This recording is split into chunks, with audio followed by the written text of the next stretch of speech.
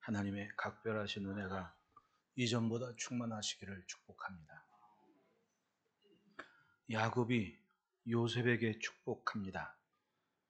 요셉은 무성한 가지 곧 샘 곁에 무성한 가지라.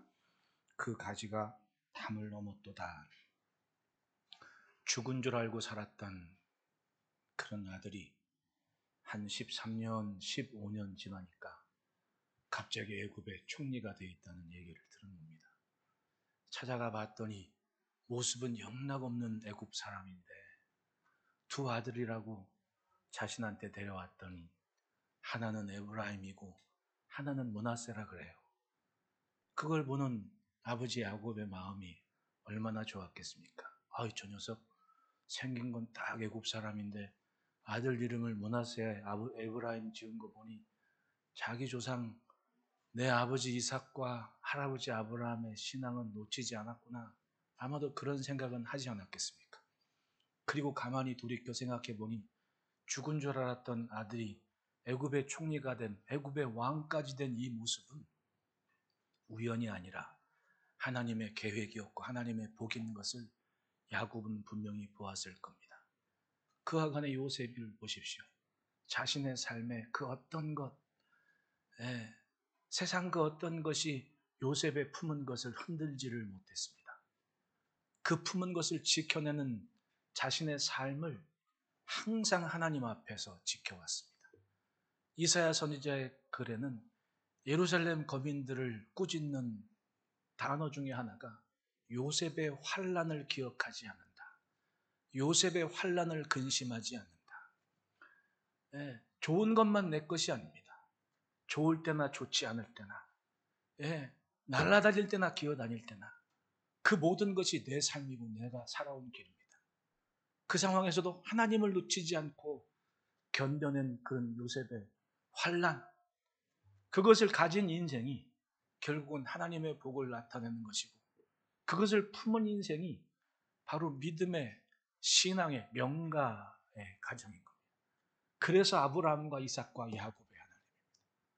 삶이 어떠하든 하나님을 놓치지 않고 하나님을 붙잡은 것, 그리고 하나님의 것을 존중하는 그 가정의 소중한 유산, 그것이 결국은 하나님의 복을 펼쳐가는 은혜로운 통로였던 겁니다. 성경을 가만히 보면 읽으면 읽을수록 분명해지는 것이 관계입니다. 첫째는 하나님과의 관계고 둘째는 이웃과의 관계죠.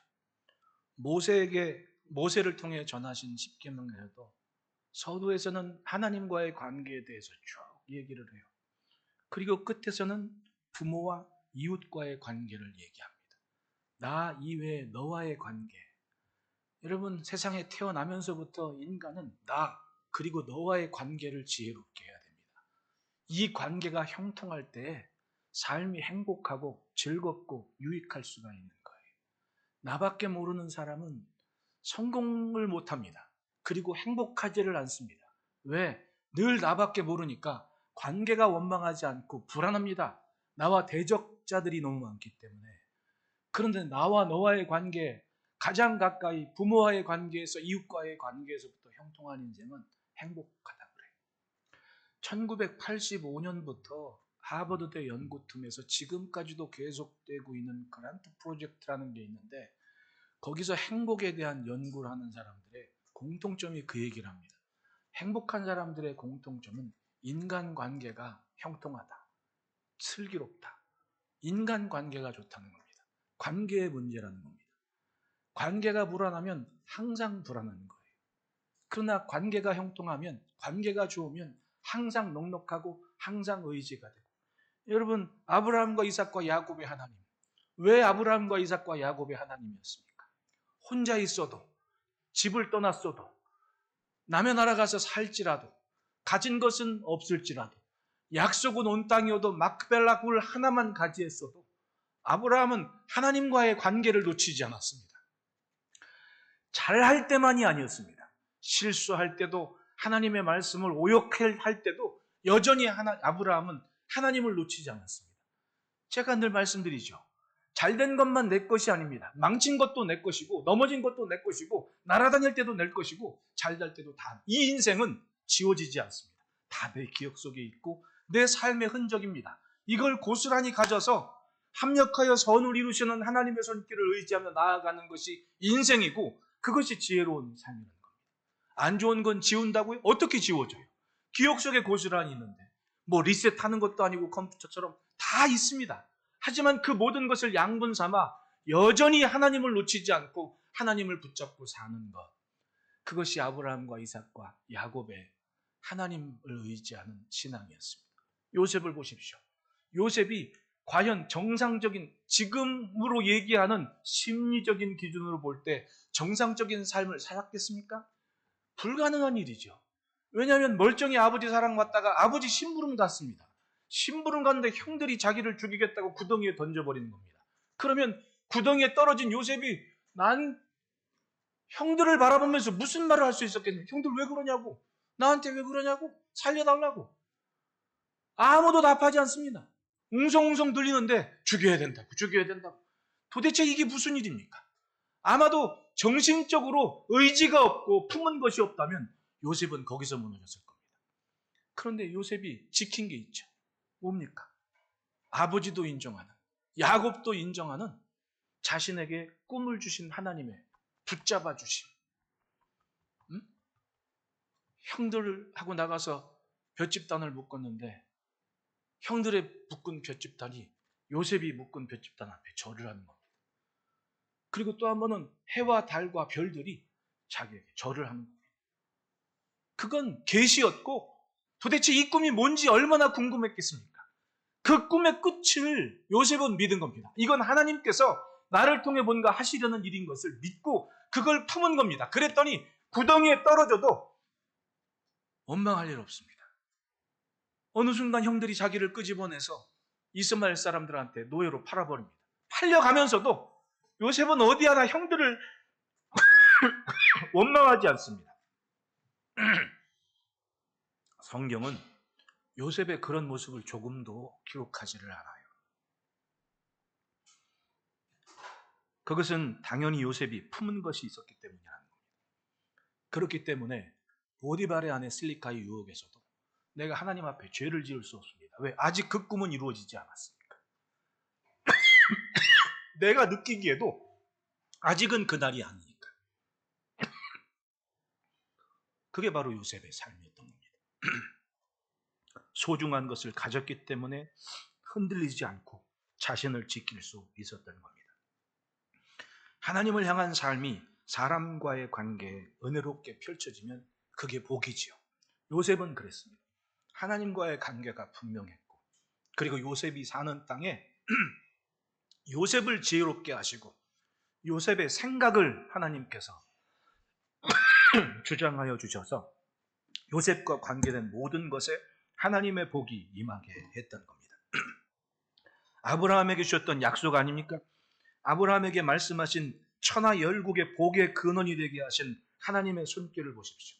하나님과의 관계가 열방과의 관계로 펼쳐지게 됐던 겁니다. 처음엔 혼자였지만 모래알처럼 많은 후손들이 세상의 번성에 갔고 지금도 여전히 하나님의 나라와 아브라함의 믿음의 후손들이 확장되고 있지 않습니까? 아브라함과 이삭과 야곱의 하나님은 믿음과 순종의 삶을 품고 아직 오지 않은 장래일을 하나님의 손길로 받기를 사모한 인생들을 이 땅에 살게 하셨고 그것이 지금 우리의 삶인 겁니다. 우리 삶에는 하나님의 손길이 있습니다. 믿으십니까?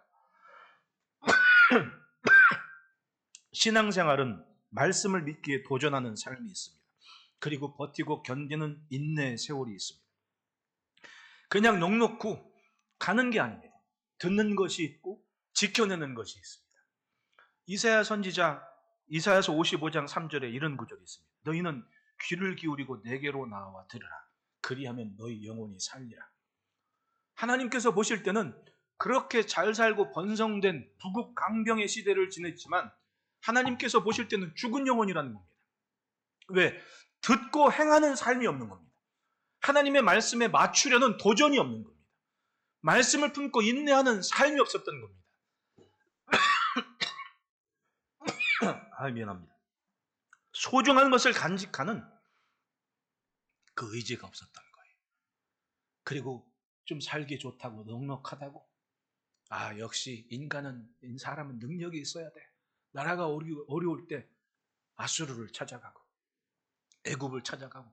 그런데 이사야 선지서나 예레미야서를 보면요, 하나님께서 하나님 말고 추구하는 것들에 대해 분명히 말씀하시는 거예요. 너희는 애굽으로 돌아갈지라도 내가 쫓아가서 잡아오겠다. 얼마나 우스운 얘기입니까? 이게 성경을 읽으면 하나님은 지극히 인간적인 감정도 알 수 있을 만하게 그렇게 말씀하는 거예요. 아수르를 의지하느냐? 그거 타담한 부직갱이다. 즉 하나님 말고 다른 것을 바라보는 인생들에게 확실하게 천명을 하는 겁니다. 이사야 선지자 때 아하스 왕 보십시오. 아람군이 쳐들어왔다고 자꾸 아수르 쪽으로 기웃기웃대니까 하나님께서 이사야 선지자를 보내서 왕한테 가서 분명히 얘기해. 의심의 대걸럼 기적을 보이라 그래라. 내가 다 보여줄게. 이사야 선지자가 가지고 나하성한테 얘기하는 겁니다. 하나님의 말씀이 타담한 부직갱에 의지하지 말고 하나님 잘 붙잡아라. 그럽디다. 정신 차리십시오. 지금 하나님 앞에 증거를 구해보십시오. 하나님께서 나타내 준다고 말씀하셨습니다. 그러니까 왕 아하스가 얘기하는 겁니다. 나는 하나님을 시험하지 않겠다. 그 말은 뭐예요? 나 하나님의 말씀 신뢰하지 않겠다고. 그런 거 필요 없다고. 그리고 나수르로 가버리는 겁니다. 그게 이스라엘, 유다 왕국의 모습이었던 거예요. 그러니 하나님께서 보시니 어떻습니까? 내게로 나와 귀를 기울이고 들어라. 그러면 너희 영혼이 살리라. 멀쩡하게 잘 사는 걸 갖고 있는데 영혼이 죽었다는 얘기입니다. 죽을 짓을 하고 있었다는 얘기입니다. 평화롭고 좋은 시절을 살던 예루살렘에 선포된 말씀들은 항상 그랬습니다. 여러분, 하나님의 말씀을 듣고 지켜내는 것, 그게 생명입니다. 신앙생활 하다 보면 정말 중요한 게 뭔지 그게 알게 돼요. 예배가 중요하면 그 소중한 것을 지키기 위해서 얼마나 애쓰고 힘씁니까? 그래서 우리가 이렇게 모여인 거 아닙니까? 그런 신앙의 아름다운 모습들을 가졌습니다. 몇십 리끼를 멀리하고 그걸 힘들어하지 않고 그렇게 예배당을 찾아가면서, 예배당이 많지 않았을 때니까 그렇게 와서 예배드리고 가는 겁니다. 1시간 예배드리기를 서너 시간을 걸어와서 예배드리고 갔던 그런 발자국과 흔적들이 이 땅에는 고스란히 남아있는 겁니다. 성도의 삶은 생명을 품고 사는 것을 보여줍니다. 품은 것. 그 품은 것을 보여주는 겁니다. 소중한 것을 품으면 어떤 것이 와서 흔들어도 무너지질 않아요. 흔히들 스트레스니 화니 분노니 하잖아요.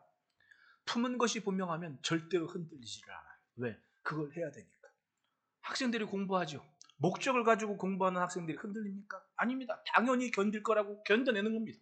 그리고 하나하나 이루고 성취하는 것을 어려서부터 배워가죠. 엄마 아빠들은 가족들 꾸리기 위해서 얼마나 그 소중한 가족을 지키기 위해서 바퀴벌레만 봐도 깜짝 놀라는 처녀 때는 모습은 엄마가 되면 싹 사라집니다. 바퀴벌레 지나가면 엄마가 되면 발로 밟아서라도 애들 근처에 얼씬도 못하게 하는 용감한 엄마가 돼버리지 않습니까? 누가 그러더라고. 결혼하기 전에는 초식동물이었는데 결혼한 다음에 육식동물이 됐다고. 아내가. 용감한 엄마가 되는 겁니다. 왜? 가족을 지키기 위해, 자녀를 지키기 위해서 뭔가 다른 그 품은 것만큼의 가치가 삶을 변화시키는 겁니다. 그렇게 만들어가는 거예요. 신앙은 안 그렇습니까? 품은 것이 분명하면 힘겹고 어려워도 그걸 지켜내는 겁니다. 제가 언젠가도 얘기했죠. 종종 얘기한 겁니다. 생명의 삶에도 말씀드렸었고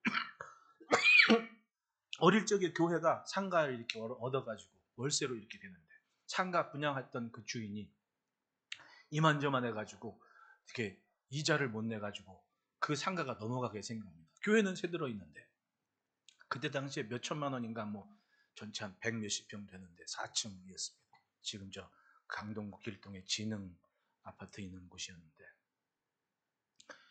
교회가 난리가 난 겁니다. 기도를 하고 이제 개척한 지 1년 반쯤 지났나 기도를 하고 난리가 났어요. 근데 여러분, 기도의 응답은 상상 밖에 이루어지더라고요. 기도의 응답은 뻔한 것이라고 생각하고 기도하지 마세요. 내 기도의 응답이 이겁니다라고 그렇게 막 기도하지 마세요. 그게 아니더라. 나는 고등학생 때 그걸 본 겁니다. 어른들이 그렇게 수요일 금요일 와서 막 난리가 나고 기도했는데 그때 당시에 지금 국정원이라는 안전기획부 과장님 한 분이 저 안동에 사는 문가 일에 귀한 아드님 한 양반이 우리 교회 다녔었는데 그 양반이 학생의 부장님이었어요. 눈매가 날카로워가지고 그때 학생들은 말을 잘 들었어요. 왜냐면 안전기획부 팀들이 와서 예배드리고 막 그러면 겁을 안 먹을 수가. 왜 그 사람들은 이렇게 까만 양복만 입는 거야? 그 양반들이 이렇게 가끔 하고 보니까 부장님이 확실하게 학생들의 분위기를 잡은 거지. 근데 그렇게 막 기도하는 시간에도 주일에 이제 일이 있으면 못 오죠. 동원되고 막 이러면 그때 뭐 북한하고 관계도 막 그랬을 때야. 근데 신기하게 교회를 놓고 막 기도하는데 그 문가 그 집사님 아버님이 저 안동에 있는 자기 그 땅 있잖아. 땅을 아들한테 서울 사는 아들한테 미리 증여를 해준 거야. 야, 이 땅 뭐 네 가져라. 미리 내가 내일 모레 어떻게 될지 모르는데 이 땅도 해야겠다. 그리고 그 집사님이 그 땅을 받은 거예요. 그러니까 이 집사님은 갑자기 땅이 생긴 거 아닙니까? 그러니까 이 집사님이 야 이거 갑자기 이거 생각지도 않게 근데 막 자기 부인이 와가지고 그때 그 우리 교회도 김순난 권사님 있잖아. 근데 그 부인 집사님 이름이 서순난 권사님이었거든. 난 순난 권사님 그래서 알아. 그 순난 권사님이 매일 밤마다 와서 저녁 때서 기도하고 막 그러니까 그걸 안 거 아니에요. 남편한테 가서 여보 우리 땅 받았으니까 11조를 해야 됩니다. 그래가지고 돈은 없어. 땅만 있어. 땅은 돈이 아니잖아. 근데 그 땅을 가지고 11조를 미리 딱 준비해가지고 교회에 11조를 드린 거예요. 그리고 그 교회를 산 겁니다. 참 신기하죠. 기도의 응답이 어떻게 이루어질지는 몰라요. 하지만 그렇게 하나님의 것을 품고 기도하는 심령들의 간절함이 누군가의 간절함이 응답과 소원의 통로가 된 거 아닙니까? 품는 것이 없다면 그거 이루지 못합니다. 요즘 같은 때는 꿈 같은 얘기 아닙니까? 요즘은 이 젊은 친구들이 교회 전도받아서 가면 등기부등본 떼어보고 간대. 무서운 시대입니다. 왜냐하면 헌신하기도 싫고 희생하기 싫고 복잡하기도 싫고 내가 땀 흘리긴 싫다는 겁니다. 그냥 편하게 여유롭게 문제없이 무탈하게 무난하게 살고 싶다는 겁니다. 품는 것이 있는 인생이 무난한 인생을 살았겠습니까? 아브라함과 이삭과 야곱을 보십시오. 아니 요셉을 보십시오. 형제들에게 자기의 주군에게 그렇게 아픔과 상처가 있지만 그것이 요셉을 넘어뜨리지를 못했습니다. 왜? 요셉은 분명한 것을 품었기 때문에 그걸 지키기 위해서 견디고 버티는 삶을 살았던 겁니다. 보는 것이 없으면 믿은 것이 없으면 견딜 수도 없고 기도할 수도 없는 겁니다. 그러나 품은 것이 있으면 어떤 것도 견뎌내요. 흔히 현대인들의 모든 만병의 근원이 스트레스라고 얘기하지 않습니까? 스트레스.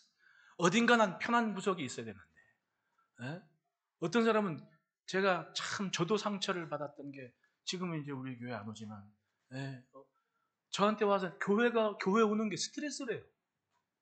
난 그 말을 듣고 충격을 받았습니다. 어떻게 이럴 수가 있나? 어떻게 이럴 수가 있나? 그런데 교회만이 그렇겠습니까? 가정에도 스트레스 받는 사람이 없습니까? 학교에는 스트레스 받는 사람이 없습니까? 누구에게나 스트레스는 있는 거예요.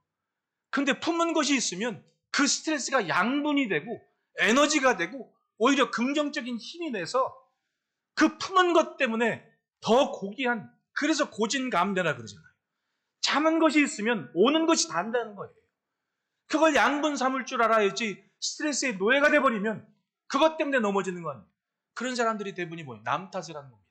엄마 탓, 아빠 탓, 누구 탓, 누구 탓. 그 사람들이 다 넘어진 사람들입니다. 뭐 때문에?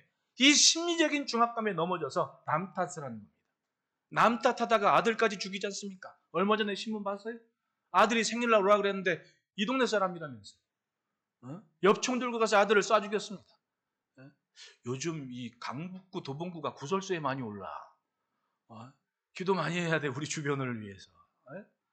여러분 그 어떤 것도 견뎌낸 것은 품은 것의 가치가 귀하기 때문에 견딘 거 아닙니까? 안 그랬으면 벌써 나자빠질 사람 많습니다. 근데 그 품은 것이 때문에 그 달고 단 그 오는 것 하나님의 손길을 믿었기 때문에 견뎌낸 겁니다. 야곱은 요셉의 모습에서 그걸 봤습니다. 십몇 년 전에 죽은 줄 알았는데 애굽의 총리가 되어 있습니다. 깜짝 놀랐죠. 도대체 이건 어느 날 아들들이 애굽에 곡식 사러 가서 막 베냐민 두고 오고 어쩌고 저쩌고 정신머리 없는데 유다가 와서 그러는 겁니다. 아버지, 애굽으로 가셔야겠습니다. 왜? 사실은 이만저만한데 요셉이 거기서 지금 왕이 되어 있습니다. 가셔야 됩니다. 진짜 농담 아니야? 걱정하고 근심하는데 야곱의 꿈속에서 하나님이 나타나십니다. 야곱아, 걱정하지 말고 데려가라. 내가 너의 자손을 반드시 이삭에게 네 아버지하고 약속한 대로 반드시 복을 줄 거야. 야곱이 꿈에서 확신을 가지고 애굽으로 갔는데 정말 요셉이 거기에 있는 겁니다. 영락없는 애굽 사람인데 손주들을 보니 에브라임과 문하사라 그래요. 그리고 야곱은 눈물로 축복을 하는 겁니다. 야, 요셉은 무성한 가지, 샘 곁에 무성한 가지라. 그가 그 가지가 담을 넘었도다. 이것이 하나님을 만난 가정의 신앙의 유업이었고 버틴 인생의 복이었던 거예요. 요셉은 하나님의 것을 가졌고 그것이 하나님을 만난 것이고 그것 때문에 샘 곁에 무성한 가지가 담장을 넘어서 열국을 세계를 먹여 살릴 만한 기가 막힌 일을 해내는 인물이 됐던 겁니다. 여러분, 하나님 앞에서 소원을 품고 하나님의 것을 존중하며 하나님의 것을 지키기를 축원합니다. 그것이면 돼요. 그것이면 명가가 되는 겁니다. 그것이 하나님의 일하심을 보는 거예요. 그러므로 첫째 따라 합시다. 샘 곁을 지켰다. 요셉은 무성한 가지 곧 샘 곁에 무성한 가지라. 나무는 물을 가까이 할 때 좋아요. 물을 가까이 할 때 좋습니다. 무성하게 자랄 수 있습니다. 시원하게 자랍니다.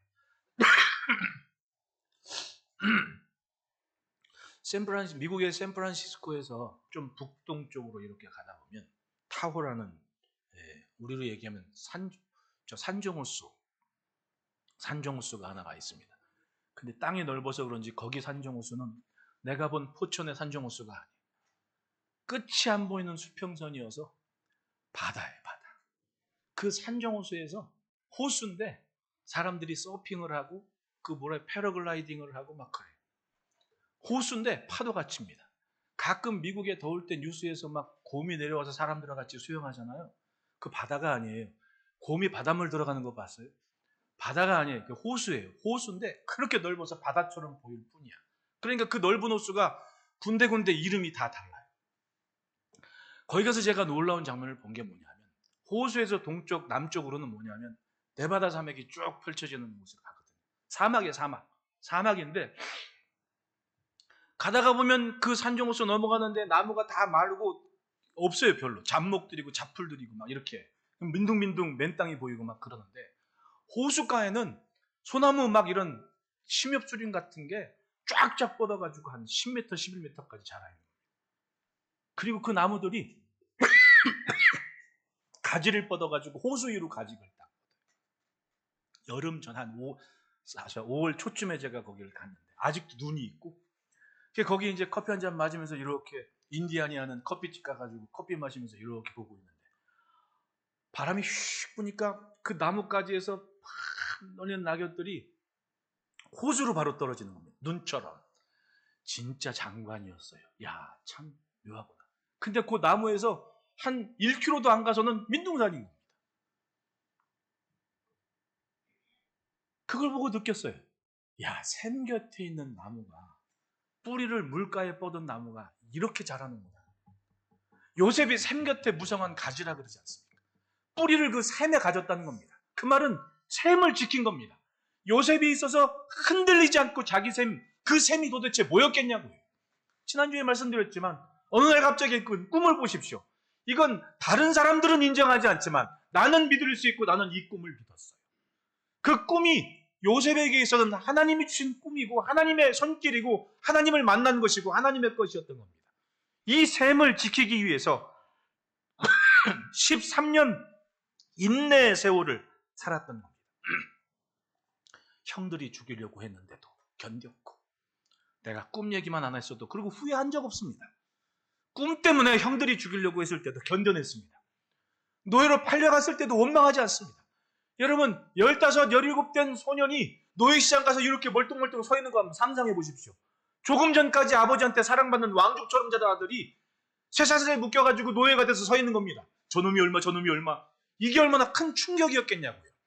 그렇다고 인성이 망가졌습니까? 생각이 무너졌습니까? 뭐가 무너졌습니까? 안 무너졌어요. 오히려 보디바리 집에 갔는데 은혜를 입어서 잘되고 형통한 것을 보니까 내 꿈이 맞다. 나는 지금 하나님 앞에 있다. 그러니 실리카가 유혹을 해도 넘어지지 않고 그걸 지키지 않습니까? 셈을 지킨 겁니다. 근데 절대로 무너지지 않겠다라는 뭔가가 요셉에게는 분명히 있었던 겁니다. 어느 날 바로가 꿈을 꿨는데 살찐 소가 강에서 올라와서 풀을 먹고 보기도 좋았습니다. 근데 갑자기 거기서 또 파리하고 피골이 상접한 소 3마리, 7마리가 또 올라와요. 그럼 여러분, 살찐 소하고 피골이 상접한 소하고 싸우면 누가 이겨야 돼? 힘센 소가 이겨야 되는데 갑자기 파리한 소떼들이 소 7마리가 힘센 소를 확 잡아먹어버립니다. 놀랍게도 우리는 성경을 읽으니까 알아먹는데 그 시대의 애굽의 박수와 술객과 뛰어난 학자들이 그 소를 앞으로 다가올 미래의 햇수로 생각하지를 못하는 겁니다. 성경을 보면 하나님께서 그들을 우둔하게 하셨다고 얘기를 해요. 그러니 여러분, 모든 관계에서 어렵거나 힘겹거든 먼저 기도하시기를 바라요. 하나님은 나와 관계된 이들의 생각까지도 주장해 주시니까. 믿으십니까? 기도하지 않으면 절망도 하지 마세요. 기도한 다음 아무에게도 그 꿈을 해석하지 못하게 입도 막고 생각도 막아 두셨습니다. 그랬더니 거기서 시중 들던 신하 하나가, 왕이시여, 나 감옥에 있을 때 요셉이라는 청년이 있었는데 그가 내 꿈을 해석했고 그 꿈대로 내가 지금 왕 앞에서 시중 들고 있습니다. 그래, 그 사람 데리고 와라. 그게 10년 걸린 거예요. 무섭죠? 무서운 일인 겁니다. 하지만 그 어간에 요셉은 조금 더 우리가 흔히 얘기하는 멘탈이 흔들리지를 않습니다. 왜? 샘 곁에 있었으니까. 내 현실은 감옥이어도 나는 하나님 곁에 있다는 분명한 그 가치를 품었기 때문에 흔들리지를 않았습니다. 그리고 그날이 왔을 때 요셉은 바로에게 얘기합니다. 앞으로 7년 동안 풍년이 있습니다. 그 뒤에 7년 동안 흉년이 있을 겁니다. 7년 동안 곡식을 잘 준비해서 위기의 때를 잘 지키셔야 됩니다. 이건 하나님께서 왕에게 주신, 당신이 왕이기 때문에 주신 계시입니다. 앞으로 이루어질 일입니다. 바로는 탐복을 하고 그날 이후로 요셉을 자기 다음 군주의 자리에 올려놨습니다. 놀라운 일이죠. 그러면 그 시점 이전으로 돌아가 보면, 꼬여도 이렇게 꼬인 인생입니까? 그렇게 원망도 할 만도 하고 정신이 무너질 만도 하고 사람 의지하고 좌불안석 할 만도 한데 뭘 지켰습니까? 샘 곁을 지켰다. 하나님이 주신 것, 하나님을 향한 것, 하나님을 지켜냈더니 그날이 온 거예요. 어느 날 하나님이 어린 시절 보여줬던 그 꿈이 이렇게 이루어지는구나. 이 기회 삼아 요셉은 전국을 다니면서 애굽 모든 나라를 시찰했다고 해요. 살폈다고 얘기합니다. 어디에 무슨 성을 짓고 어디에 무슨 성을 짓고, 그리고 다가오는 7년 동안의 기근을 기꺼이 이길 수 있는 넉넉한 나라를 만들었다고, 그리고 바로를 부자 만들었다고 얘기하지 않습니까? 할렐루야. 선지자 예레미야는 셈을 품은 모습을 여호와를 의뢰하는 모습이라고 표현했습니다. 예레미야서 17장 7절 8절에 그러나 무릇 여호와를 의지하며 여호와를 의뢰하는 그 사람은 복을 받을 것이라. 그는 물가에 심어진 나무가 그 뿌리를 강변에 뻗치고 더위가 올지라도 두려워하지 아니하며 그 잎이 청청하며 가뭄은 해도 걱정이 없고 결실이 그치지 아니함 같으니라.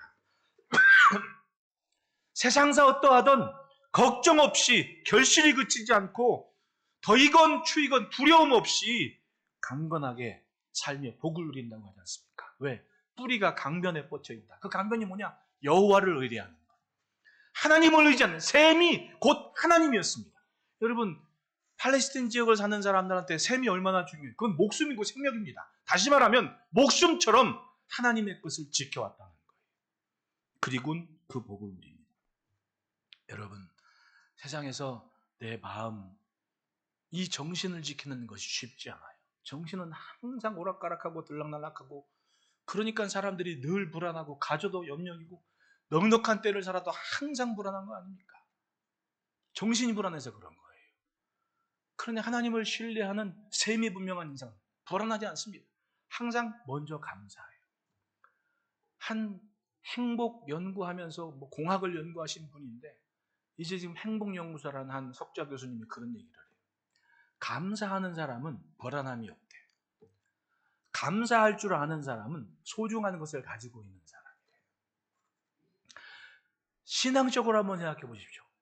감사하는 사람이 요동합니까? 감사하는 사람은 절대로 요동함이 없어요. 왜? 소중한 것이 뭔지 알고 감사하고 살기 때문에. 정신이 어느 때 건강합니까? 감사할 줄 아는 사람이 건강하게 자라요. 자녀들이 있지만 엄마 아빠한테 맛있게 먹고 엄마 잘 먹었습니다, 고맙습니다 인사하는 아이들이 건강한 아이들입니다. 맨날 때마다 주는 거라고 늘 있는 것처럼 그런 아이들은 감사가 없잖아요. 뭔가 걱정스러운 눈빛으로 봐야 되는 겁니다. 기도 제목인 겁니다. 작은 것 하나라도 고맙습니다, 감사하는 것 잘해야지. 아빠들도 마찬가지입니다. 힘겹게 밥상 차려놓으면 누룽밥이건 간장 반찬이건 고맙습니다 할 줄 알아야지. 왜? 힘겹게 차려놓은 거고.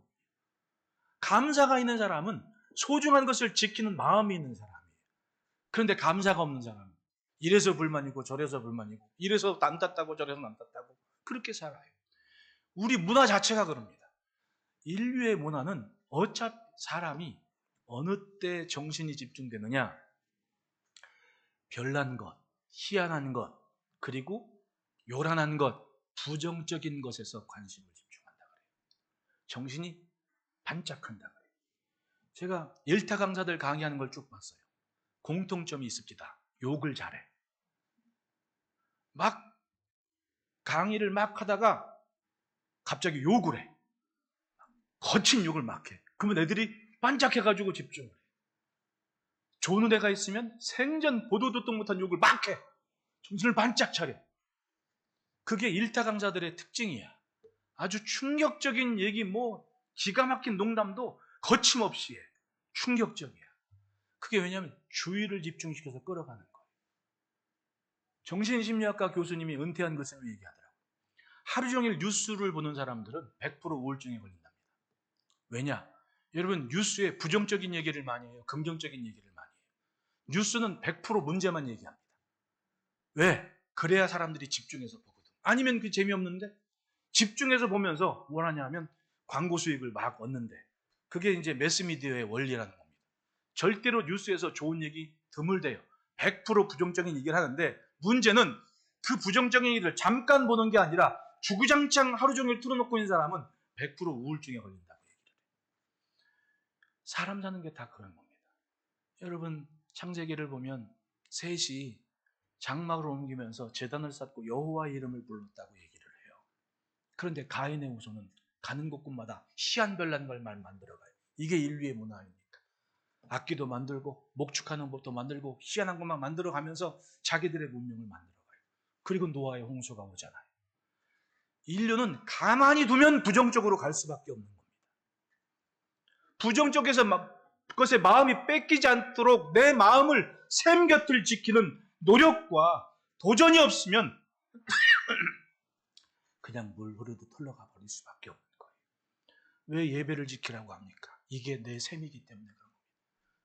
하나님을 향한 시간이기 때문에 이 샘을 지키면 뿌리를 강변에 뻗치고 더위가 올지라도 두려워하지 아니하며 가뭄은 해도 걱정이 없는 그 나무가지가 돼서 담장을 넘는 복을 누리는 겁니다. 요셉은 그런 삶을 살았어요. 하나님께로 향한 것을 소중히 지켜왔고, 그래서 무성한 가지로 성장을 했던 겁니다. 둘째로는 따라합시다. 한계를 넘어 성장했다. 요셉은 무성한 가지고 샘 곁에 무성한 가지라 그 가지가 담을 넘었도다. 아버지 야곱을 볼 때 요셉의 모습 보십시오. 유대 땅에서 자기랑 살았으면 천상 목동 아닙니까? 천상 자기처럼 아버지 이삭이 물려진 재산 가지고 살아요. 그런데 애굽에 정작 와서 보니까 요셉은 이미 애굽의 왕이 된 거예요. 애굽의 왕이 된 겁니다.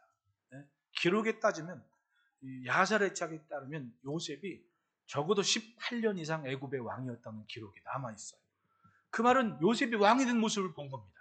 그러면 야곱의 입장에서 볼 때, 야, 이거 정말 신기하구나. 나랑 살았으면 천상 목동인데 나처럼 살았을 텐데, 나처럼 세상 어려움에 휘둘릴 수밖에 없었을 텐데 요셉은 지금 천하를 호령하는 자리에 있구나. 그걸 안 겁니다. 여전히 자신의 자식들, 손주들 이름 에브라임 문합세를 보면서 요셉은 품은 것이 있고 지켜낸 것이 있고 결국은 그것이 분명했기 때문에 답을 넘는 가지가 됐구나. 유대를 넘어 세계에 선 인물이 됐구나. 그리고 그 두 아들을 요셉이 데려왔을 때 야곱이 얘기하잖아요. 요셉아, 잘 살았다. 이제 이 두 아들은 내 양자다. 그 말은 에브라임과 므낫세에게 돌아갈 분복은 자기 삼촌들, 자기 아버지 반열에 있는 사람들과 똑같이 야곱의 자식으로서 이젠 역할을 감당한다는 겁니다. 그러니까 레위, 유다 다 삼촌들 이름인데 그 이름 앞에 므낫세, 에브라임이 같잖아요. 그건 야곱이 두 아들을 양자로 들였기 때문이에요. 에브라임과 므낫세는 야곱의 손자인데 야곱의 양자가 된 겁니다. 언제? 그 요셉을 본 순간 아버지 야곱은 이제 두 아들은 내 양자다. 너는 그 다음에 다음 난 자식들부터 네 자식 해라. 이 두 아들 내 아들이다. 그리고는 12지파의 이름에 에브라임과 므낫세가 들어가는 겁니다. 기업을 똑같이 나눠요. 그리고 레위 지파는 하나님의 성막을 만들어서 12지파가 된 거 아닙니까? 레위 지파를 제외하고 귀한 복을 받았죠. 그걸 야곱이 보고 축복을 한 겁니다. 그가 그 가지가 담을 넘었도다. 요셉이 자리한 순간부터 그곳에 임한 복을 야곱은 쭉 얘기를 들었을 거 아닙니까? 그리고는 깨달은 거예요. 여기까지 인도하신 하나님의 손길. 요셉도 그걸 인정하잖아요. 형들이 나를, 아버지 야곱이 죽고 형들이 막 저 요셉이 아버지가 죽었으니까 우리한테 어찌할까 막 걱정하니까 요셉이 울면서 얘기한 거 아니에요. 형들, 그런 말도 안 되는 걱정하지 마십시오. 당신들이 날 판 게 아니라 하나님이 나를 앞서 보내신 겁니다. 이 고백 한 가지라도 평생 요셉이 지켜오고 품어온 것이 뭔지 알만하지 않습니까? 결국은 그것 때문에 요셉은 담을 넘어서 세계의 지도자가 될 수 있었던 겁니다. 시작은 미약하지만 끝이 창대한 복이 바로 이런 복이 아니겠습니까? 여러분, 하나님의 손길을 기대하시기를 축복합니다. 적은 것에서 시작됐지만 품은 것이 분명하면 시대를 넘어 결실할 수 있는 은혜가 있게 되는 거예요. 그러면 오늘 품은 것을 지켜내는 싸움, 견디고 버티는 뚝심을 가진 이에게 주신 복이에요. 여러분, 요즘 사람들이 애들도 그래, 트라우마가 있느니 뭐가 있느니 신명 용어들을 많이 쓰고 있는데 그거 난 배부른 소리라고 생각해요. 정신없이 바쁘면 아플 틈도 없는 거예요. 우리 어른들이 그러잖아요. 요즘 우울증이니 요즘 정신과 상담 받으려면 한 달 반 기다려야 된다 예약하고 좀 안 되는. 정신적으로 사람들이 이렇게 피폐했다는 거 아닙니까? 왜 문화 자체가 그렇게 가는 걸 조금 도움이 되고 유익이 되고 긍정적으로 붙잡는 것이 아니라 좋지 않은 것만 드립다 접하고 있으면서 그걸 해결하려 하지 않으니까 스스로 병들어가지 않습니까? 샘 곁에 지켜야 되는 액션이 없는 겁니다. 그리고는 아프대. 근데 어떤 그 은퇴한 심리학자 그분이 그런 얘기를 하고, 옛날 우리 엄마들은 우울증을 건들 틈이 없었대. 왜? 너무 바빴대. 그 바쁜 이유가 애를 많이 낳으면 12까지 낳았으니까 12 자식들을 키우느라고 정신머리 없었고 아플 틈이 없었다는 거예요. 그 말이 맞는 거예요. 예, 바쁘니까 정신이 없는 겁니다. 뭐를 지켜야 되는지 우선이 되니까 아프건 힘들어도 그걸 지키기 위해 애쓰고 힘쓴 거 아닙니까? 우리나라가 지금 이렇게 그래도 경제적으로 잘 살게 되는 거 보십시오. 저는 어릴 때 봤거든요.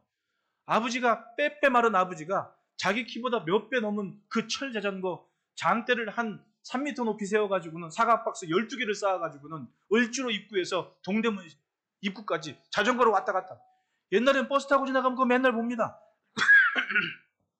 그 시대의 아버지들은 24시간 오직 가족, 자식들 먹여 살리고 공부시키겠다는 이유 하나로 그 무거운 철 자전거를 끌고 다니면서 감당해냈거든요. 엄마들은 안 그랬습니까?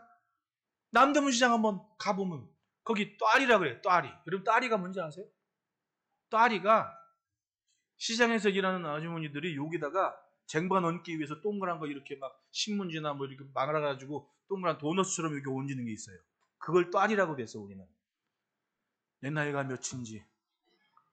그 딸이라 그랬거든. 이 딸이가 있어야 쟁반을 딱 올리면 그게 딱 버티거든. 근데 이 엄마들이 쟁반을 하나만 올리는 거 아니야. 점심시간에 되면 쟁반을 한 6, 7개 딱 오고 딱 걸어가고 딱 중심을 탁 걸어가는데 이건 안 움직여. 기가 막히게. 그걸 가서 이렇게 내리면 그 순서된 그 밥 받아보는 아주머니가 그 제일 위에 거보다 차근차근 내려. 이렇게 내리면 알아서 내려. 지금 그런 거 못 보죠. 그거 안 해도 넉넉한 시대가 돼버렸습니다. 근데 그 시대의 엄마들은 그걸 해야 먹고 살았어요. 그걸 해야 자식들 공부시켰습니다. 그분들이 뭐 때문에 그렇게 했을까요? 품은 것이 있는 겁니다. 품은 것. 제가 아는 교회 권사님 한 분은 시장에서 그걸 했어요. 입구에서 다라 장사를 과일 때다 소매한 분들은 그 빨래판 같은 이만한 네모나판에 과일을 이렇게 세워서 밤늦도록 그걸 팔아요. 부흥회 때 제가 알기로는 이제 봉헌을 하는 때가 됐는데 봉헌을 못 하고 있었는데 부흥회 때 이 권사님이 그 부흥회에 참석했는데 그 많은 사람들이 있는데 하필이면 그 목사님 설교 말씀 중에 이건 내가 해야겠다는 마음이 들더래요. 돈은 없어. 다라장사하는 사람이 뭐 몇백 원이 있겠어요, 하루 벌어. 네? 제가 그 귤 한 장자 팔 때 300원 나갔습니다. 네? 300원. 100원도 안 남는 장사였습니다. 귤 한 박스를 팔아요. 그러니 그 다라장사는 얼마나 남았겠냐. 근데 작정을 하고 이 권사님이 그 공장하는 장로님한테 일수돈으로 얻은 겁니다. 얼마를 좀 빌려주십시오. 그때 당시에 3천만 원인지 이렇게 해가지고는 마지막 건축 헌금을 하고 그 뒤로는 눈물로 기도할 것뿐이 더 있습니까? 다라장사는 양반이 자식들 아들 둘 딸 하나인데 뭐가 있겠냐고. 근데 그렇게 기도를 하면서 하나님만 풀고 그 뒤로는 자기 재산보다 많은 돈이 헌금됐으니까 이분은 교회가 그냥 생명이고 자기 셈인 겁니다. 얼마나 간절히 기도를 했겠으면 눈물. 지나고 보니 그 아들은 지금도 필리핀에서 유일하게 자립을 해 나가면서 빈민촌에 가서 선교하고 있는 선교사님으로 컸고 그 아들 손주도 지금 신학대학원 가서 목회자 수업 갖고 있고 그 큰아들은 그렇게 기도하면서 키웠던 그때 당시에 고등학교 지냈던 그 아들은 장로가 돼서 저랑 동갑이더라고 만나보니까 그 아들은 장로가 돼가지고 아주 넉넉하게 그러니까 그 나이 드신 90 가까이 되신 줄 알고 있는데 그 장로님이 주일이 되면 아침에 탁 차가지고 자기 어머니 모시고 지금 교회 온대. 그럼 그분 볼 때 지나온 삶이 얼마나 꿀 같은 얘기입니까? 힘겹고 진짜 고진감래가 뭔지 아는 품은 것이 있으니까 하나님의 손길이 이렇다 하는 것을 증거할 수 있는 삶이 되지 않았습니까? 부정적인 것을 쫓아가면 인생은 부정적인 것 될 수밖에 없어요. 그러나 하나님을 품고 내가 주님을 붙잡으면 반드시 하나님이 하시는 일을 봅니다. 그게 뭐냐? 셋째 따라합시다. 전능자의 복을 누린다. 25절에 내 아버지 하나님께로 말미암나니 그가 너를 도우실 것이요 전능자로 말미암나니 그가 내게 복을 주실 것이라. 위로 하늘의 복과 아래로 깊은 샘의 복과 젖먹이는 복과 태의 복이로다. 형들에 의해 팔려갔고 집주인 아내의 음모에 의해서 감옥까지 갔습니다. 시련과 고통의 세월이 어림잡아 13년 15년이에요. 어떻게 견뎠겠습니까? 포기해도 훨씬 포기했을 텐데 품은 것을 갖고 견뎠잖아요.